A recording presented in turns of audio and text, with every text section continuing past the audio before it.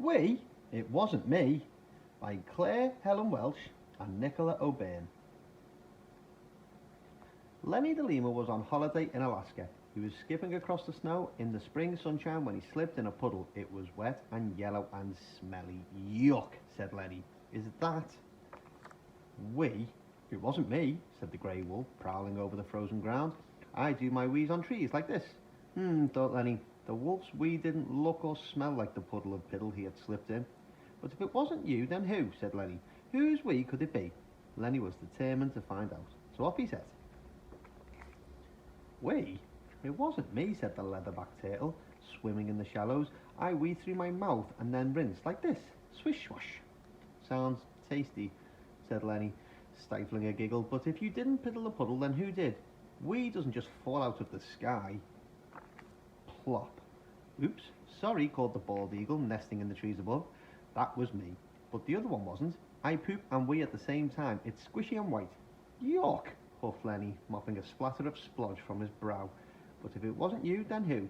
Whose wee could it be? Suddenly the wind picked up. A stuffy, musky, bitter smell wafted under Lenny's nose, and a mountain goat wandered into view. We? It wasn't me, said the goat. I spray myself in mine. It helps me make friends. Want to see? Thanks, but no thanks, said Lenny, holding his nose. Anyway, he didn't care whose puddle of piddle it wasn't. He only wanted to know whose puddle of piddle it was. Lenny was no closer to finding the culprit and more fed up than ever when he came across a beaver gnawing wood. Was it you? Was it yours? Are you responsible for the piddle of puddle? He puffed. How rude, glared the beaver. I haven't even been today. Well, not yet. And with that, out shot a fountain of sweet, sticky piddle at Lenny's feet. Brilliant, said Lenny. This day just keeps getting better and better. Poor Lenny was miserable. The puddle of piddle must have come from someone. But if it wasn't the grey wolf, the leatherback turtle, the bald eagle, the mountain goat, or the beaver, then who? Whose we could it be? Lenny was about to give up altogether when then came along a caribou. You! It was you, wasn't it? Lenny said. You peed the puddle of piddle I slipped in. The caribou turned to Lenny and poked out his long tongue. I knew it. It isn't funny. My fur is covered in whey.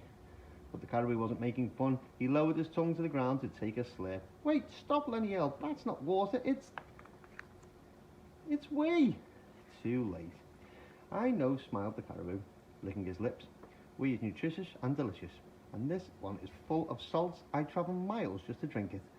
Lenny felt a little bit sick. The other animals did too, except a goat who thought it might be worth a try. But as the caribou turned to leave, Lenny had an idea. Wait, you know all about whey. If you didn't puddle the puddle, then who did? He asked. The caribou gave the yellow puddle of piddle a closer look. Then he gave it a sniff, sniff, sniff, and another lick just to be sure. I've got it, he said. Follow me. Lenny couldn't wait to find the sticky, smelly puddle piddler and tell them off. He and the other animals followed the caribou over, under and through until finally they arrived at the entrance to a cave, a very big cave. And inside was a very big bear.